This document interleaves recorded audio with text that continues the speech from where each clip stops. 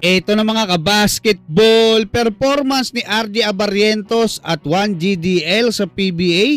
Paano nga ba makakaapekto sa Gilas Pilipinas Final 12 ni Coach Tim Cone kontra sa New Zealand at Australia? At Gilas Pilipinas na nag-uwi ng ginto sa SEA Games, totoo nga bang team silang? Pag-uusapan natin yan, pero bago yan, huwag kalimutan mag-like at mag-subscribe bilang pagsuporta sa naging tapatan ng dalawang Gilas Pilipinas guard na matagal nang pinagkukumpara, no?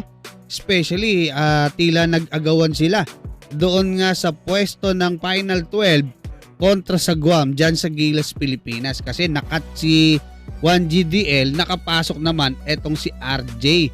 Ngayon mga kabasketball, doon sa naging laban nila, tila naisahan na itong si RJ Abarrientos si Juan Gomez Deliano doon sa naging panalo ng Barangay Ginebra kontra sa Converge Fiber Xers, kung saan nakapagtala si RJ ng game high 35 points, 3 rebounds, 4 assists, habang si 1GDL naman ay nakapagtala lamang ng 9 points.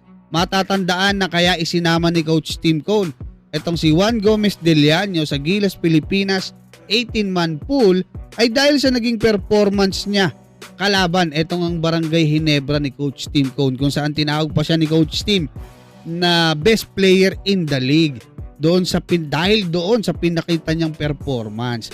Ngayon mga kabasketball, paano ba makakaapekto yung performance nitong si RJ Abarrientos at 1GDL dito nga sa magiging Final 12 ni Coach Tim Cone kontra sa New Zealand at Australia? Kapag kasi hindi pa rin nakaporma itong si 1GDL sa susunod nilang laban diyan nga sa PBA, no, ay baka hindi pa din siya isama ni Coach Tim Cone doon sa gagawing Final 12 kontra sa New Zealand at Australia.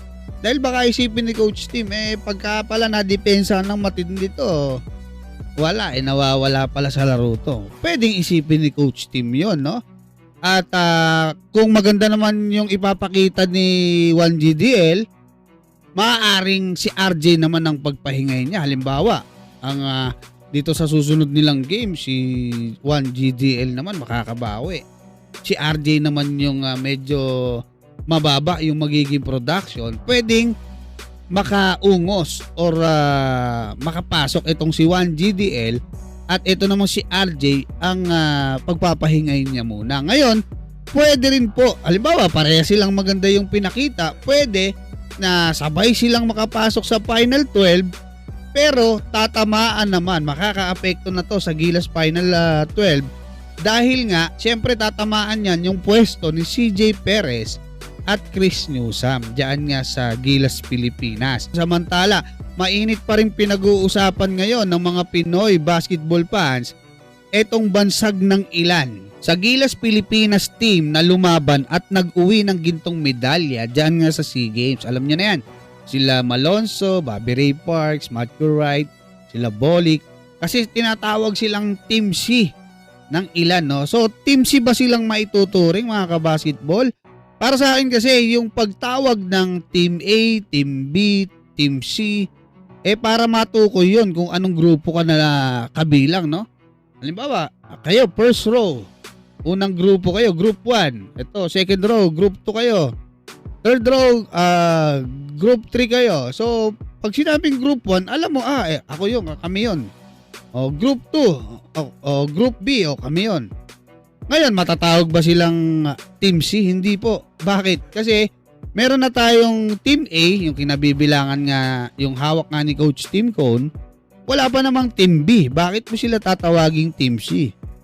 So kung ang dadaanin mo sa maayos na paraan, pwede mo silang tawaging Team B or Group B or second group, di ba? Ngayon, kung sa skills naman, hindi mo rin kasi sila pwedeng tawaging Team A or kumbaga A-team, kasi unang-una yung mga pinakamalalakas na players natin na naglalaro sa Gilas, halimbawa sila Kai Soto, Junmar Pajardo, AJ Edu, QMB, Kevin Kiambao, Dwight Ramos, Justin Brownlee, yung core ng Gilas Pilipinas nandiyan sa Team A. So pwede mong gawing Team A yun kung yung mga binanggit ko ilalagay mo doon. doon sa naglaro sa SEA Games. Halimbawa, kukunin mo doon si Guardia, si Bolick, kunin mo yung mga shooters na sina Bobby Ray Parks Jr., Matthew Wright, kunin mo si Malonzo. Ayun, meron ka ng pwedeng mong tawaging Team A yan. Kaya mga kabasketball, ano masasabi nyo? Maraming salamat at God bless sa inyong lahat.